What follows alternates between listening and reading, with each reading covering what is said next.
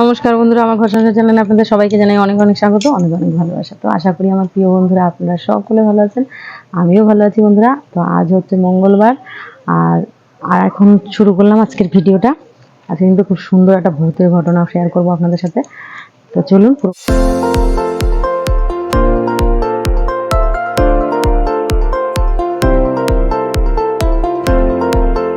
গল্পটা শুনবেন, ভিডিওটা পুরো দেখুন আর আনন্দ নিন।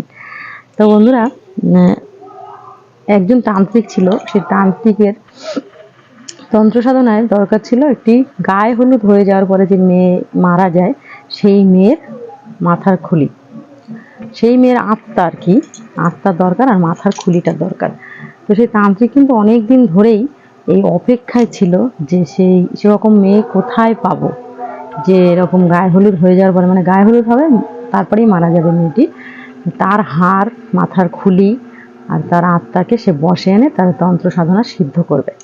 তো এরকম তান্ত্রিকটি মানে অনেকদিন ধরে এরকম খোঁজে ছিল যে মানে প্রতিজ্ঞা ছিল এরকম কোথায় পাওয়া যায়, খোঁজ খবর নিতে এদিক ওদিক, কিন্তু সে কিছুতেই তার তন্ত্র সাধনা সিদ্ধ হচ্ছিল না, যেহেতু সে গায়ে হলুদ হয়ে যাওয়ার পরে যে মেয়ের মৃত্যু হয় সেরকম একটা মেয়েকে সে পাচ্ছিল না। যথারীতি বন্ধুরা, একদিন কি হলো, সেরকম একটা মেয়ের খোঁজ পেয়েছে যে এক গ্রামে সেরকম একজন মারা গেছে। মানে একটি মেয়ের গায়ে হলুদ হয়ে যাওয়ার পরে সে মারা যায় আর কি, গায়ে হলুদ হয়ে যাওয়ার পরে মারা যায় যে কোনো কারণে। সেই মেয়েটিকে যেখানে মানে মাটির তলায় কবর দেওয়া হয়েছে, তো সেইখানে কবর দেওয়ার পরে বন্ধুরা, ওই তান্ত্রিক রাত্রবেলায় সেইখানে আসে, এসে সেই কবর খোঁজার পরে সেই মেয়ের আত্মাকে মানে সেকে বের করে বডি। মানে ধরুন সন্ধ্যার দিকে তারা কবর দিয়ে চলে এসেছে বাড়ির লোকরা, আর রাত্রবেলায় ওই তান্ত্রিক গিয়ে ওই কবর খুঁজেছে। তো তান্ত্রিক কবর খুঁজেছে, তার সঙ্গে দুই সাগরেদ ছিল বন্ধুরা।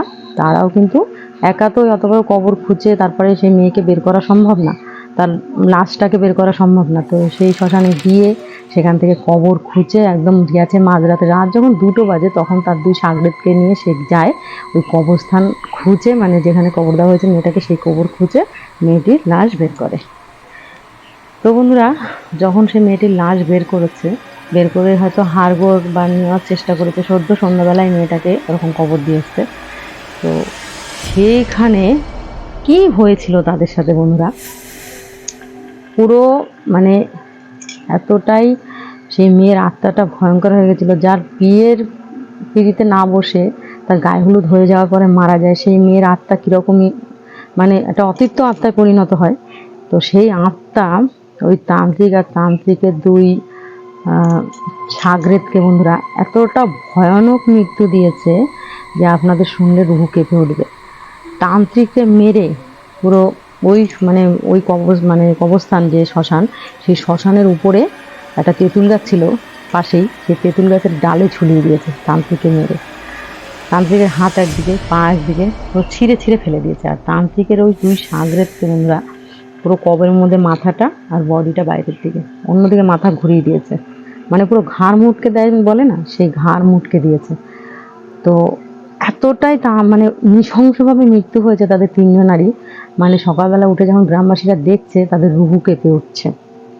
তো এই আত্মা এতটাই অতিরিক্ত হয়ে উঠেছে। আর অনেকে এরকম তান্ত্রিকগিরি করে বন্ধুরা, তারা ওই আত্মাকে নেওয়ার চেষ্টা করে, আত্মাকে বসে আনার চেষ্টা করে, আর তাদের কিন্তু এরকমভাবে অনেকেরই কিন্তু অকাল মৃত্যু হয় বন্ধুরা।